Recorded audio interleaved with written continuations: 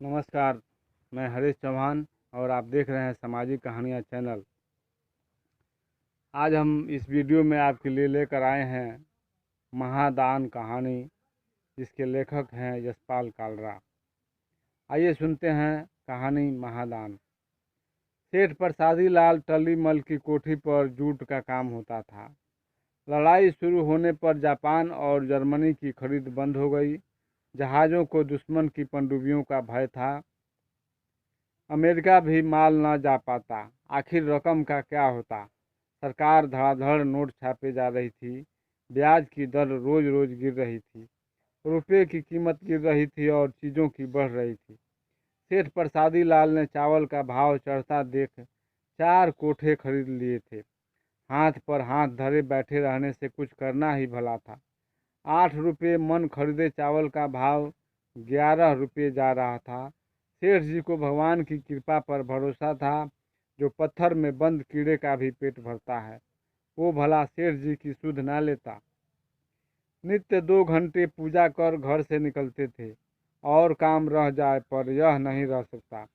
35,000 मन चावल में 1,66,000 का मुनाफा था। भाव अभी चढ़ रहा था। चावल निकालना सेठ जी को मूर्खता जान पड़ती थी। वे और खरीद रहे थे। अनाज का भाव चढ़ा तो देश भर के भूखे नंगे कलकत्ते की ओर दौड़ पड़े। ऐसा दुर्भिक्ष कभी किसी ने ना सुना था। देखे भी तो कौन कहे। मनुष्य का रूप धरे जीव अस्थि पंजर अवशिष्ट कुत्तों के साथ जूठे पत्तों और सकोरों पर यूं टूटते कि भगवान का नाम। सब ओर नर कंकाल देहों का कातर, आंखें उठा, हाथ पसार, मुट्ठी भर अन्न के लिए चिल्लाना सुनाई देता। बाबू बाबू रे, मुट्ठी भर भात। सेठ जी अपनी कोठी से आते जाते इस सब त्राही त्राही आतंक के वातावरण में राम राम हरे राम का जाप करते जाते।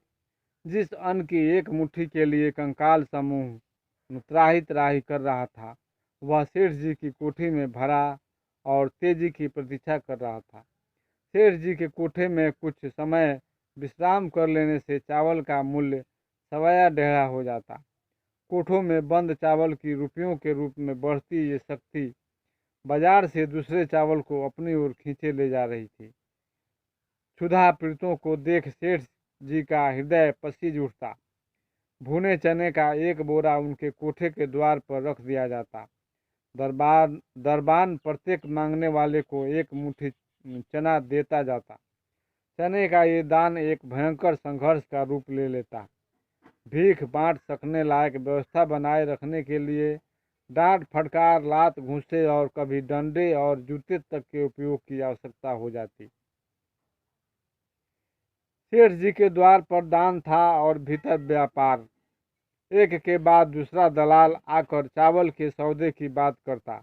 भूखे कंकालों के प्रति बह जाने वाली सेठ जी की उदारता युद्ध के क्षेत्र में अविचल सेनापति की दृढ़ता में बदल जाती।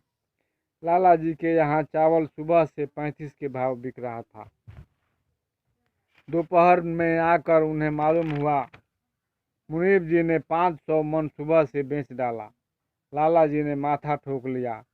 क्या सत्यानाश कर डालोगे मुनीब जी? बंद करो। नहीं भाई, नहीं है अपने पास। दलालों की ओर हाथ बढ़ा उन्होंने कहा, हम तो भाई 35.5 के खुद खरीदार हैं। दोपहर से लाला जी खरीदते गए। संध्या को 38.5 के बिक रहा था, पर लाला जी खरीद रहे थे। रात को भाव 39 पर बंद हुआ। प्रताड़ना भरी दृष्टि से मुनीब जी की ओर देख लाला जी ने धमकाया, कहो मुनीब जी। सड़कों बाजारों में बुभुक्षितों की संख्या और उनका चित्कार बढ़ता जा रहा था। लाला जी परेशान थे। सरकार चावल पर कंट्रोल कर रही थी। मुनीब जी राय दे रहे थे, समय रहते जितना निकल जाए निकाल दिया जाए। चिढ़कर लाला जी ने कहा, सरकार का दाम लगाए से क्या होता है? जिसके कोठे में माल है, दाम उसका लगेगा। सरकार कहाँ से लाकर सस्ता बेच लेगी? कोई कागज का नोट है कि मनचाहा छाप लिया? सरकार भी लेवेगी तो व्यापारी से। कंट्रोल के कारण प्रकट में सौदा बंद था, पर असल में सेठ जी 65 के भाव बेच रहे थे। मुनीब जी चिंता से कहते, 65 के भाव खपेगा कितना? अमान की फसल भी तो आवेगी। सेठ जी ने समझाया, ऐसा छोटा दिल करने से कहीं व्यापार होता है मुनीब जी? इस भाव से आधे पौने कोठे भी बिकेंगे तो अपनी दोहरी खड़ी है। आगे के राम जी मालिक हैं। सभी बाजारों से आदमियों के मक्खी मच्छरों की तरह मरने की खबरें आती। सुनकर सेठ जी का हृदय दहल जाता। और भी भयंकर खबरें आने लगी। मुर्दा घाट पर लाशों के ढेर लगे हैं। लकड़ी रुपये की 8 सेर बिक रही है, बल्कि मिलती ही नहीं। गरीब लोग लाशें छोड़ चले जाते हैं। बेचारे अन्न के दाने को तरस कर मर गए। अब उनकी मिट्टी की यह दुर्दशा, बेचारों की गति कैसे होगी? लाला जी की आंखों में आंसू आ गए। कोठी पर रुपये में 1 पाई धर्मादय का कटता था। व्यापार व्यापार है और धर्म धर्म। धर्मादय का रुपया कभी रोकड़ में लगा देते तो उसे ब्याज और मूल सहित फिर धर्मादय में कर देते।